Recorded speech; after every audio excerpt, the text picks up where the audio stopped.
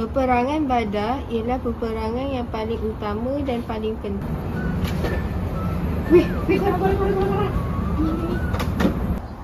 Weh, korang tahu tak? Ada satu cerita ni dekat you aku. Nama dia Sally. Sally dia non-Muslim. Lepas tu dia ni dia minat agama Islam tau. And dia tafsir Al-Quran. Kau tak rasa macam hebat tak? Macam like boleh tafsir Quran walaupun non-Muslim. Kau tak rasa hebat ke? Jap. Yang dia tafsir tu dengan kefahaman dia ke atau macam mana? Dengan kefahaman dia sendiri lah. Kenapa tak? Boleh ke? Tak boleh. Boleh ke memang? Lah, apa yang tak boleh pula? Lagi pada faham kan? So, boleh lah rasa. Tak boleh lah awak. Sebab hari tu saya ada tengok tau penerangan Ustaz Azhar Idrus. Ustaz cakap orang non-Muslim tak boleh tafsir Quran. Sebab kalau kita nak tafsir Quran ni ada syarat dan kelayakan dia. Betul tu? Ya ke? Ya betul. Even kita sendiri pun orang yang beragama Islam, kita tak boleh tau tafsir Quran sesuka hati kita. Ya ke? Ya. Kenapa awak meragukan saya ke? Bukanlah meragukan. Okey, macam ni. Esok malam kita orang ada kuliah dengan Ustazah Hafsah. Kalau kau nak jumpa kita orang pun boleh. Nanti kita tanyalah Ustazah pasal benda ni. Okey tak? Okey lah. Boleh lah, nanti kita jumpa. Okey. Apa? Roger. Okey. Pia, lalu tak ada kat FYP awak video Syafiqah tu? Syafiqah yang mana awak? Alah yang dia apa?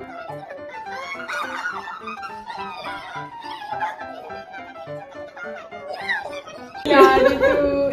Jap. Mana Timah awak? Awak rasa dia datang ke? Tahulah, dia kata nak datang hari tu. Tak apalah, kita tunggulah lagi 3 minit. Kalau dia tak datang, tak apalah. Nanti kita share je lah kat dia. Okey. Assalamualaikum. Weh, Tima datang. Duduk. Sini. Duduk. Oh ya, datang. Tak sangka kau datang, weh.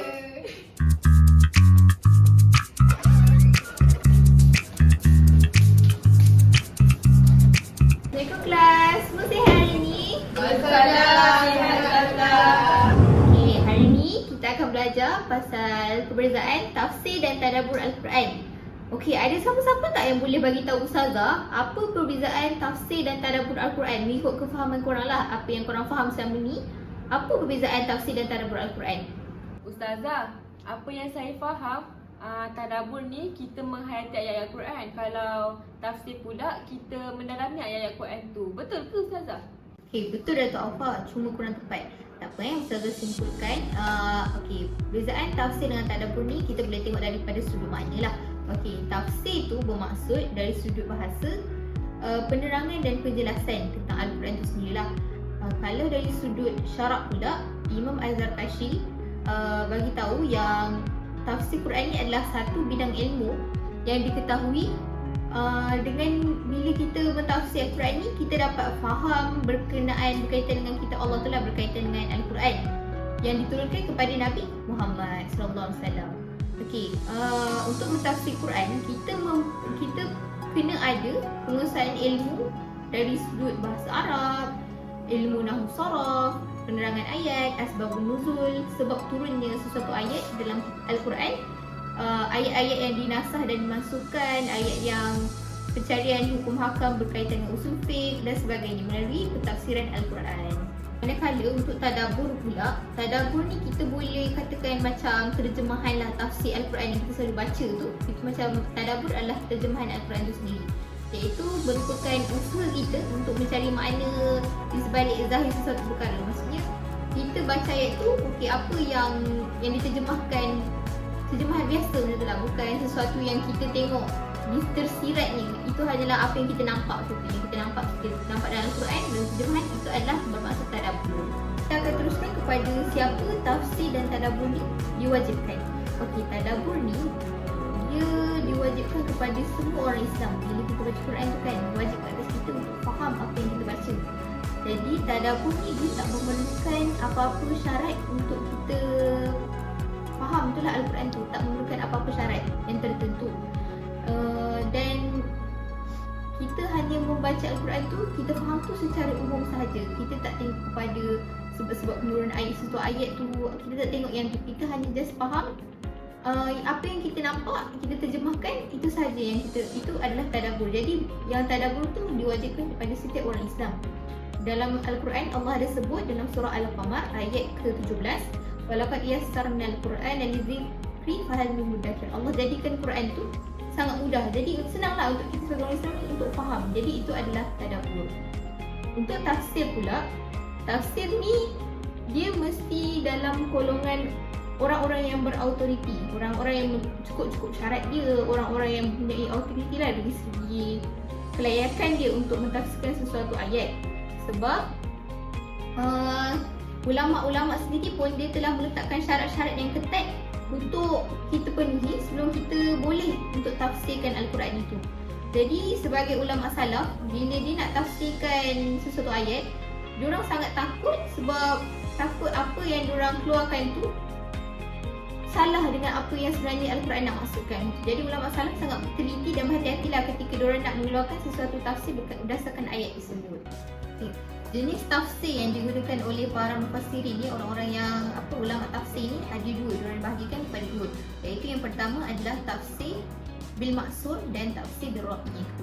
Okey, apa maksud tafsir bil maksur? Tafsir bil maksur ni adalah tafsir menggunakan Al-Quran, sunnah dan pendapat-pendapat daripada para sahabat lah yang terdahulu. Itu adalah tafsir bil maksur, daripada Al-Quran, sunnah, hadis Nabi dan daripada pendapat sahabat-sahabat dahululah zaman sahabat.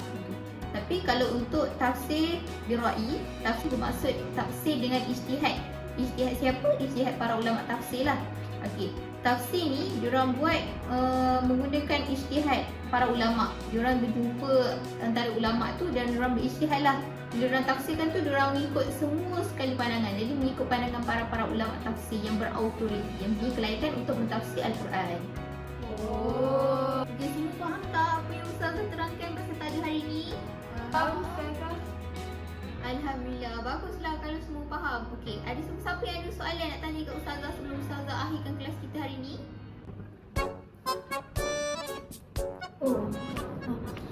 Ustazah, saya ada soalan. Soalan dia macam lari sikit tau daripada tajuk. Tapi soalan macam ni. Apa hukum kalau orang non-Muslim mentafsirkan Al-Quran? Oh, soalan dia macam tu. Dia macam ni Timah. Tafsirkan Quran ni bukan setakat non-Muslim yang tak boleh tafsir. Kita sebagai orang Islam sendiri pun tak boleh sesuka hati untuk tafsirkan Al-Quran. Tapi kenapa macam tu ya Ustazah? Dia macam ni Timah. Syarat-syarat mufassir. Yang pertama, mempunyai akidah yang benar. Yang kedua, mufassir tidak mengikut hawa nafsu dalam pentafsiran. Yang ketiga, mendahulukan pentafsiran Al-Quran dengan Al-Quran. Keempat, mentafsirkan Al-Quran dengan As-Sunnah. Kelima, jika mufassir tidak mendapat pentafsiran dari Al-Quran dan As-Sunnah, maka hendaklah dirujuk kepada pandangan para sahabat. Keenam, mufassir merujuk kepada pendapat tabi'in jika tiada pentafsiran daripada para sahabat dengan syarat ada riwayat yang sahih. Ketujuh, seorang mufassir wajib memiliki pengetahuan tentang ilmu bahasa Arab. Kelapan, mempunyai pengetahuan tentang ilmu yang berkait dengan Al-Quran, contohnya ulum Quran, qiraat dan lain-lain. Dan yang terakhir, mufassir wajib memiliki ketelitian dalam pemahaman. Maaf Ustazah, saya nak tanya. Apa contoh perbuatan orang yang mentafsirkan Al-Quran ikut kefahaman dia sendiri?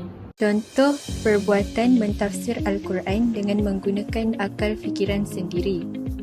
Yang pertama, mendakwa diri sebagai Rasul berdasarkan firman Allah Subhanahu Wa Taala, A'udzubillahi minasyaitonirrajim. Innaka laminal mursalin. Maksudnya, sesungguhnya kamu merupakan sebahagian dari para Rasul. Surah Yasin ayat ketiga. Lalu, seseorang mentafsirkannya dengan menyatakan bahawa ayat tersebut merujuk kepada dirinya sendiri. Kedua, Mendakwa diri sebagai rasul bagi kaum dan umat tertentu menggunakan firman Allah Subhanahu wa taala, A'udzubillahi minasyaitonirrajim. Walaqad ba'athna fi kulli ummatin rasula. Maksudnya, sesungguhnya telah kami utuskan bagi setiap umat itu seorang rasul kepada mereka. Surah An-Nahl ayat 36. Seseorang mentafsirkan ayat ini dengan pendapatnya sendiri, lalu mendakwa dia adalah rasul bagi umat tertentu. Contohnya, dia adalah rasul bagi umat Melayu. Ustazah, maaf nak mencelah. Saya nak tanya, apa hukum orang yang tiada kelayakan untuk tafsir Quran tapi tafsirannya tu betul? Orang tu dia takkan dapat pahala pun kalau dia tafsiran dia tu betul. Jadi tak ada apa-apa lah, memang perkara-perkara yang sia-sia. Sebagaimana dalam hadis Nabi, kata Abu Hurairah radhiyallahu anhu, "Man fassara al-Quran ala ra'yihi fa in asaba lam yu'jab wa in akhta'a muhyiyun nuri min qalbihi." Maksudnya, sesiapa yang mentafsirkan Al-Quran menurut pendapatnya sendiri, sekiranya tafsirannya itu betul, dia tak akan dapat pahala. Dan sekiranya tafsiran itu salah, akan dipadamkan cahaya dari jantung hatinya. Maksudnya kalau tafsiran kita tu betul, kita tak akan dapat apa-apa. Hanyalah perkara yang sia-sia. Dan kalau tafsiran kita tu salah, lagilah bertambahlah dosa kita nanti.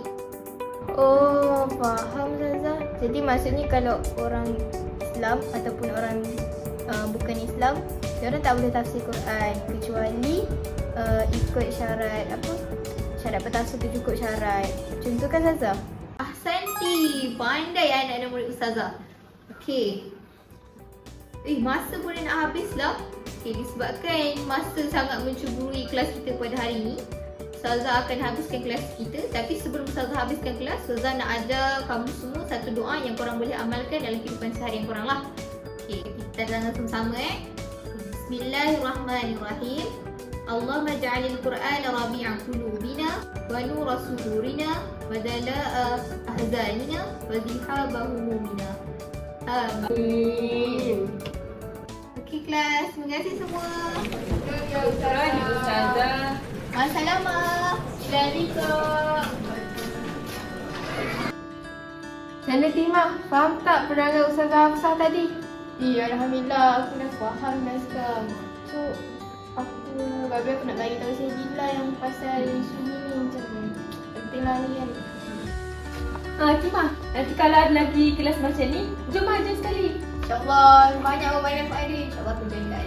Okey. Siapa pun ni?